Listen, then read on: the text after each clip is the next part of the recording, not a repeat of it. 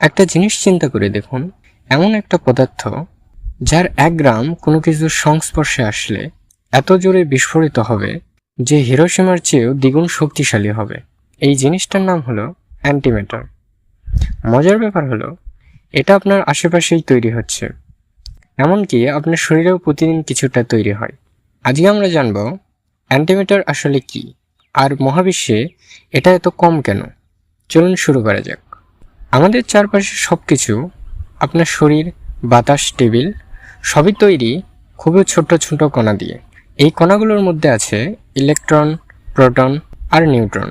প্রতিটা কণার একটা উল্টো ভাই আছে, দেখতে একদম একই রকম, ওজনও সমান, কিন্তু একটা জায়গায় সম্পূর্ণ উল্টো। সেটা হলো চার্জ, ধনাত্মক কিংবা ঋণাত্মক। যেমন ইলেকট্রনের চার্জ ঋণাত্মক, তার উল্টো ভাইয়ের নাম পজিট্রন।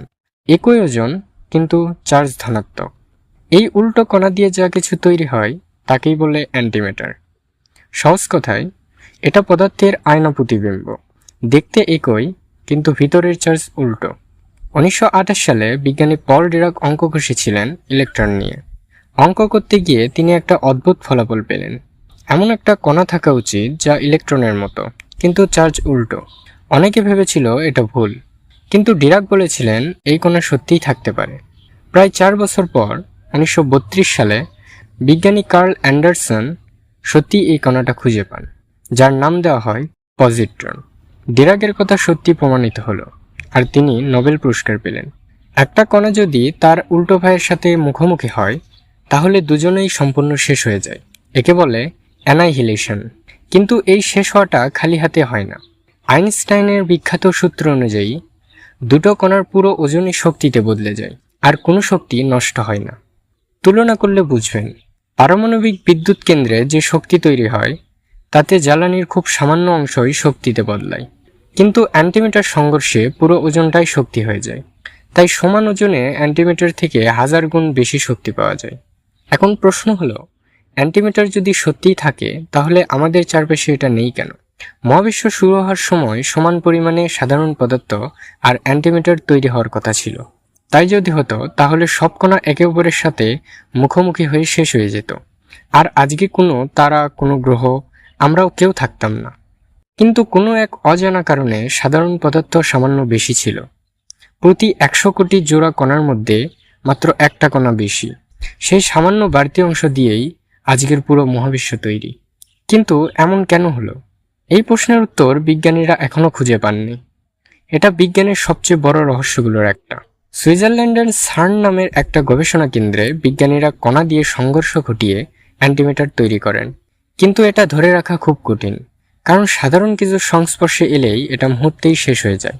তাই বিজ্ঞানীরা শক্তিশালী চুম্বক ব্যবহার করে অ্যান্টিম্যাটারকে বাতাসেই ভাসিয়ে রাখেন, যাতে এটা কোনো কিছুর সাথে না লাগে। 2010 সালে বিজ্ঞানীরা প্রথমবার কয়েক মিনিটের জন্য অ্যান্টিম্যাটার ধরে রাখতে সক্ষম হন। এটা ছিল বিজ্ঞানের এক বড় সাফল্য। আজ পর্যন্ত মানুষ যতটুকু অ্যান্টিম্যাটার তৈরি করেছে তা মিলিয়েও খুব সামান্য, কারণ এটা তৈরি করতে বিপুল পরিমাণ টাকা খরচ হয়। মাত্র 1 গ্রাম তৈরি করতে কয়েক লক্ষ কোটি টাকা খরচ হয়। মজার ব্যাপার হলো, অ্যান্টিম্যাটার শুধু গবেষণাগারেই না, আমাদের জীবনেও আছে। হাসপাতালে পেট স্ক্যান নামের একটা মেশিন আছে, যা দিয়ে শরীরের ভিতরের ছবি তোলা হয়। তা আসলে অ্যান্টিম্যাটার দিয়েই কাজ করে। এমনকি একটা কলার ভিতরেও সামান্য তেজস্ক্রিয় পদার্থ থাকে, যা মাঝে মাঝে অ্যান্টিম্যাটার তৈরি করে। তাই বলা হয় কলা খেলে আপনি সামান্য অ্যান্টিম্যাটারও খাচ্ছেন, যদিও এই পরিমাণ এতই কম যে কোনো ক্ষতি হয় না। তাহলে দেখা গেল অ্যান্টিম্যাটার শুধু সিনেমার গল্প না, এটা বাস্তব, প্রতিনিয়ত তৈরি হচ্ছে।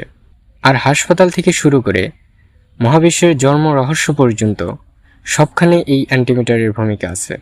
কিন্তু বড় প্রশ্নটা এখনও রয়ে গেছে, কেন সাধারণ পদার্থ অ্যান্টিম্যাটারের চেয়ে বেশি টিকে গেল? এই উত্তর পেলে হয়তো আমরা মহাবিশ্বের জন্ম সম্পর্কে নতুন কিছু জানতে পারবো। এই ভিডিওটা আপনার কেমন লাগলো অবশ্যই কমেন্ট করে জানাবেন। ভালো লাগলে লাইক করবেন, আর এমন ভিডিও পাওয়ার জন্য সাবস্ক্রাইব করে রাখবেন। আবার দেখা হবে সামনের কোনো ভিডিওতে। সেই পর্যন্ত সবাই ভালো থাকবেন, সুস্থ থাকবেন। আল্লাহ হাফেজ।